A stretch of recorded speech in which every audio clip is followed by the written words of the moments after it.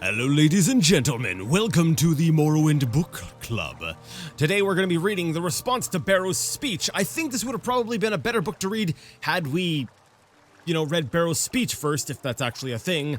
But hey, I figure we're here, we're down in this dungeon. Let's go ahead and read it. So, here we have the response to Bero's speech.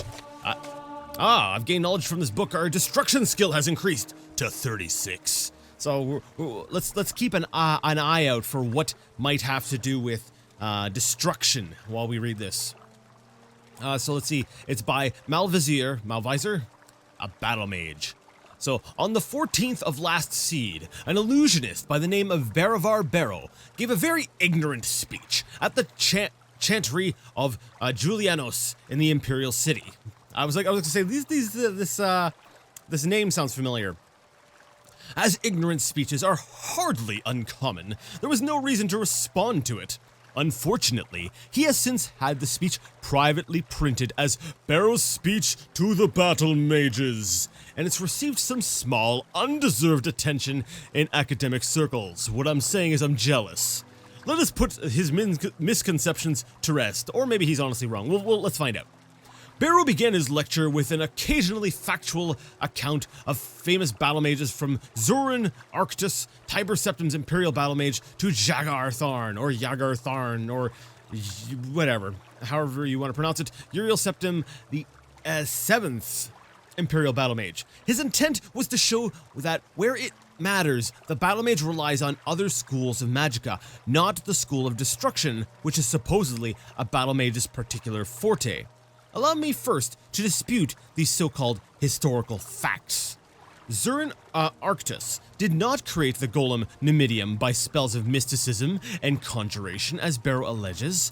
The truth is that we don't know how Numidium was created, or if it was a golem or atronach, in any traditional sense of those words.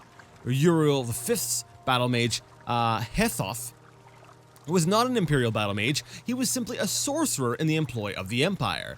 Thus, which spells he cast in the various battles on Akavir are irrelevant, not to mention hearsay.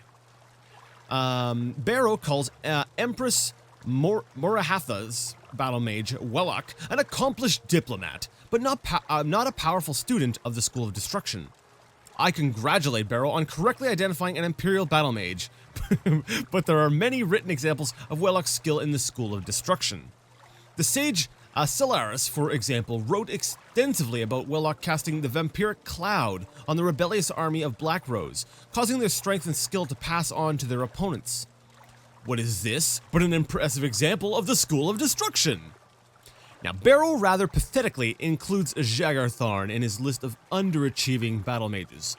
To use an insane trader as example of rational behavior is an untenable position. What would Bero prefer? That Tharn used the School of Destruction to destroy Tamriel by a more traditional means? Bero uses his misrepresentation of history as the basis for his argument. Even if he had found 4 excellent examples from history of battle mages casting spells outside their school, and he didn't, he would only have anecdotal evidence, which isn't enough to support an argument. I could easily find 4 examples of illusionists casting healing spells or Nightblades teleporting. There's a time and place for everything. Yep, we're a Nightblade and we teleport. Bero's argument, built on this shaky ground, is that the School of Destruction is not a true school. He calls it narrow and shallow as an avenue of study, and its students impatient with megalomaniac tendencies. How can one respond to this?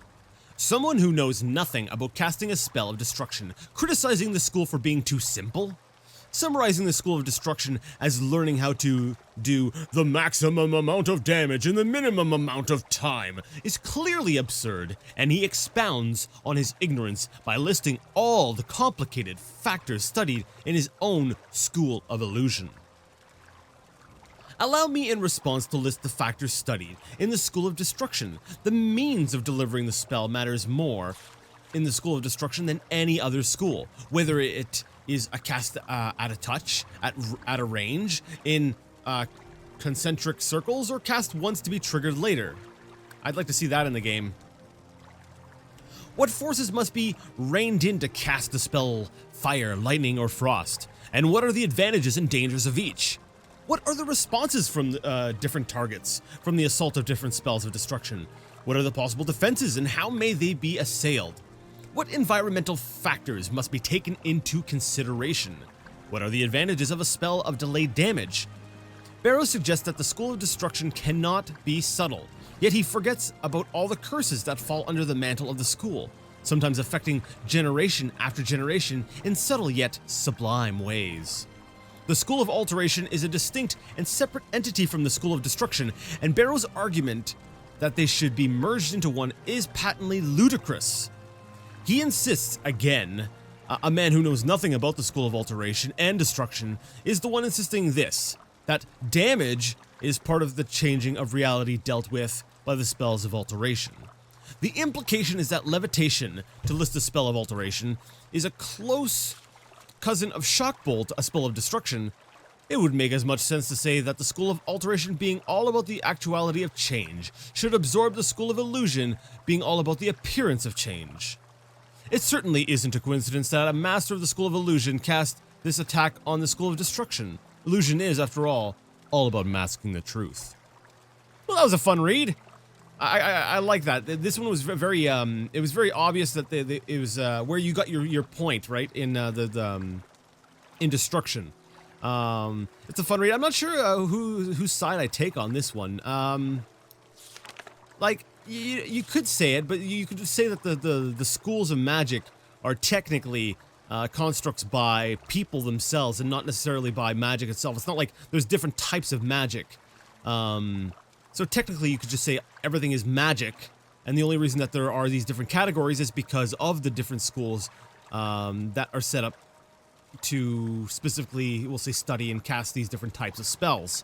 But I'd say the categorization is done by people themselves. So I actually would say in their own way, both authors are correct with their statements.